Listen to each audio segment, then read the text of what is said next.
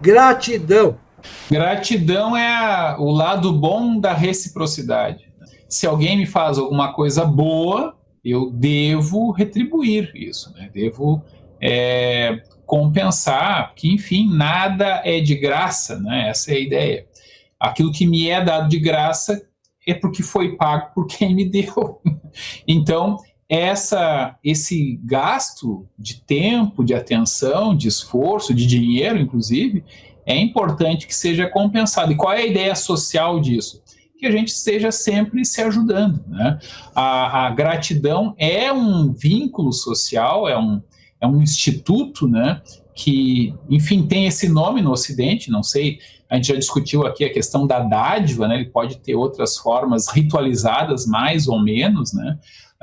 Que tem toda essa ideia de tu deve retribuir. Né? Se alguém te convida para jantar e paga a tua conta, em tese, no outro dia tu tem que convidar e tu pagares, né? Se são amigos, né?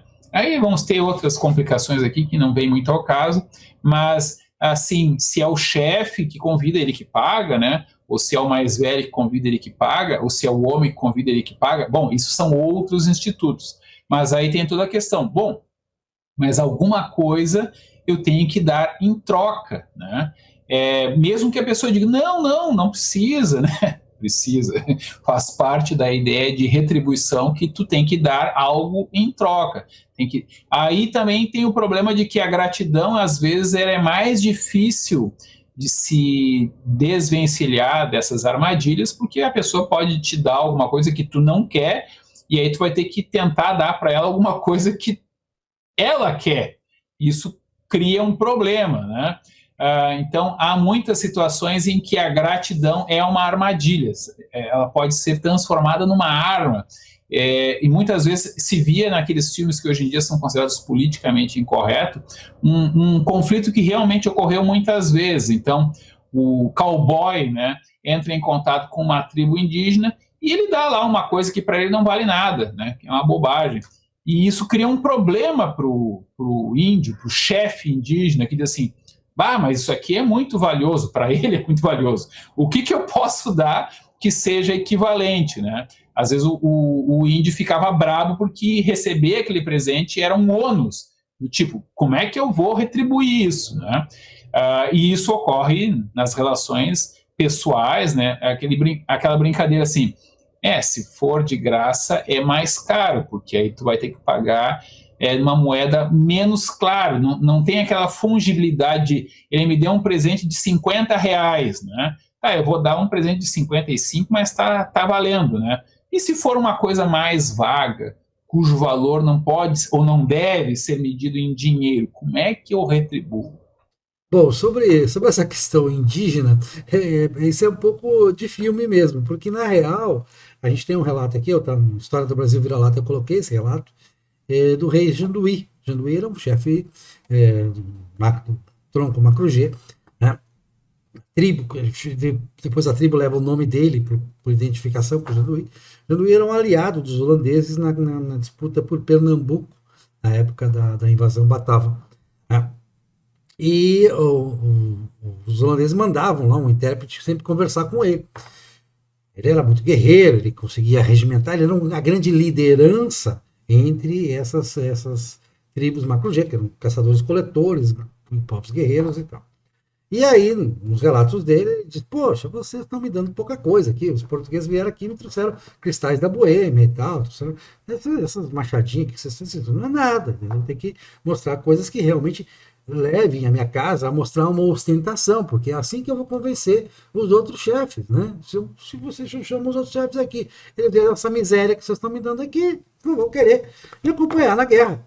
Então você traga coisas melhores, senão eu vou buscar. E ele realmente, teve uma hora que ele na história registra, ele emputece e vai lá e faz o que os holandeses não tinham pedido para ele fazer, aterroriza, faz saques em agricultores que eram luso-descendentes, mas que estavam apoiando os holandeses, que tinham feito um acordo, e uma parte do acordo era os holandeses não trazer o Janduí para fazer os saques. E ele faz o sacrifício porque ele estava, não está sendo o suficiente para mim aqui, não está sendo uma gratidão suficiente o que vocês estão me dando. Então, o índio é mais esperto do que aparece nos filmes, né? Eu acho que isso, quem estuda um pouco de história, como de fato, né? Busca dos documentos, vai ver que os filmes eles têm essa visão do bom selvagem ainda, estão contaminados pela essa ideia do bom selvagem. Sobre gratidão, eu gosto muito de duas frases, né? Dois conceitos. Uma é do Victor Hugo, que é aquela famosa frase dele, que ele diz que os infelizes serão ingratos, porque é da natureza, que a ingratidão é parte da infelicidade deles. E tem a ideia do Laboete da servidão voluntária. Ele não falava ingratidão, mas falava da servidão voluntária. Você veja que a palavra é obrigado, né? Você ganha alguma coisa, você usa a palavra obrigado. Adquiriu-se uma obrigação, a gente falou aqui na questão da dádiva, aqui no outro programa, é justamente isso, da obrigação que se cria e o peso que isso tem, né? A gratidão tem um peso, mas ela é um valor. Ela é um valor, tanto lá para o chefe indígena, lá para o Janduí, que ele não precisava ter uma cultura anterior para entender que aquilo era um valor. Né? E a própria tese do nosso que embora, ele tem uma tese polinésia, não foi na Polinésia, não era bem assim e tal, mas como você mesmo falou, é um valor universal. Tanto universal que os japoneses, por exemplo, os japoneses antigos, não estou falando dos japoneses dessa sociedade, depois da restauração Meiji, os japoneses antigos eles recebem a cultura ocidental via portugueses, e aí eles vão fazer o arigatô, o famoso arigatô, que é uma corruptela do português obrigado, né? E para poder justamente expressar o mesmo sentimento, a mesma questão, até pela própria história japonesa, você vai ver que esses sentidos de gratidão, embora houvesse muita traição, né? Sempre vai haver traição, sempre vai haver a ingratidão, e claro, tem coisas que são, quer dizer, que são as chamadas faturas impagáveis também, né? Quando você fica, não tem como retribuir aquilo, então isso acaba pesando e acaba dando problema. Então, agora, eu acho que como valor a gratidão deve permanecer. Hoje é uma contestação politicamente correta a gratidão como valor. E isso eu acho extremamente perigoso. Então, a gratidão ela é muito mais problemática do que a gente consegue ver à primeira vista. Ela não é uma coisa boazinha, como a gente queira ver. Ela é um ato de bondade necessariamente. Tem até a própria teoria da bondade do mal, que pede-se a quem recebe o presente que destrua quem o recebeu, porque você não diz que não quer ser retribuída. A pior coisa é você dizer que não quer ser retribuída. Então, ela é problemática, mas é um valor que deve permanecer, porque aquele tipo de valor problemático, que sem ele é muito perigoso. Sem ele seria a ingratidão. Pensar, imaginar um sistema de ingratidão generalizada, ou então, como querem os socialistas, identitários, essa turma toda, essa tirania politicamente correta, que é tudo intermediado pelo Estado ou pelo intelectual, por quem dita a moda intelectual, quem dita o que é o politicamente correto ou não, no fundo é uma perspectiva de poder, de tomada do Estado, e o Estado arbitrando tudo. Vamos consertar o mundo para você, como disse a Bruna aqui. Então, isso é extremamente perigoso quando um árbitro terceiro, o Estado, o intelectual, quer arbitrar as relações sociais, as relações humanas, quer arbitrar a gratidão, o que deva ser gratidão ou não deva ser gratidão, o que deva ser obrigação ou não obrigação. Não, a gratidão é uma obrigação, mas não é uma obrigação da parte ativa, é uma obrigação da parte passiva. Então, quem é que fica obrigado? Quem recebeu o presente, o favor, alguma coisa assim. E ela deve retribuir. Por que ela deve retribuir? Porque se ela não retribuir, é menos provável que ela receba a gratidão novamente, já que tu não retribuíste com gratidão a generosidade vai ser desincentivada. Então, uma sociedade pode ser ingrata? Pode. O que vai caracterizar essa sociedade? Não haverá muita generosidade. Então, aqui há o binômio generosidade e gratidão. Num ciclo de relações que se repete, elas se confundem, né? Então, já não se sabe mais quem é que deu o presente pela primeira vez, mas tem um instituto de dar presentes, de trocar presentes, de mostrar que está preocupado. Isso é a gratidão entre pessoas que se conhecem há muito tempo. Quando é que aparece a questão da gratidão? Quando ela falha, e aí vira ingratidão. Então, a gratidão é a regra. Ou seja, entre duas pessoas que se relacionam com frequência, elas estão sempre trocando pequenos favores, ou até grandes, né? Mas a questão é, bom, um grande favor talvez eu nunca possa retribuir, ou talvez eu jamais tenha condições de realmente retribuir um favor muito grande, muito desmedido, né? Aí realmente é aquele condicionamento constante para o normal, que eventualmente é aproveitado no excepcional.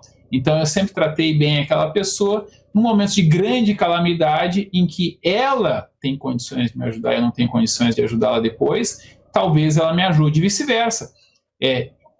A pessoa sempre me ajudou com pequenas coisas, ela está precisando muito, é pouco provável que ela possa me retribuir, mas mesmo assim eu vou fazer isso e vou torcer para que isso aconteça comigo também, se um dia eu precisar, que eu seja amparado por outra pessoa que seja generoso. É uma forma de estimular socialmente essa generosidade. A ideia do Estado que tu colocaste aqui é porque lá pelo final do século XIX, a ideia de generosidade ou cuidado pela igreja, né, não estava dando conta dos conflitos sociais da família nuclear, que se dissipava do campo, onde a vida era até pior, mas na cidade, onde tinha mais alternativas, como era o marido, a esposa e as crianças, se um dos adultos ficava doente ou inválido ou morria, metade da renda se perdia e uma mulher sozinha ia ter dificuldade de trabalhar e cuidar das crianças. Então, era o risco de fome, miséria, prostituição, crime muito grande. E aí começam a surgir a questão de o Estado vai ter de se meter, porque a ideia do liberalismo laissez-faire não estava funcionando e deu espaço para o surgimento do marxismo, né? E depois do fascismo, que era uma espécie de socialismo anti-marxista, e aí a gente vai ter a solução atual, que é o estado de bem-estar social, que aí todo mundo é obrigado a pagar impostos para que o Estado seja o provedor de segurança social, que a princípio deveria ser resolvido, idealmente, pela gratidão. Se todos formos ricos, né, relativamente bastante ricos, pode ser que a gente possa voltar ou a família cuidar dos seus desvalidos ou a gratidão resolver. Eu acho difícil, acho muito difícil, mas a ideia é essa, né? A gratidão é um instituto que visa aumentar a frequência com que as pessoas são generosas. Você falou uma coisa importante, quer dizer, as sociedades gratas, né? E aí eu vou extrapolar o conceito, as sociedades ingratas.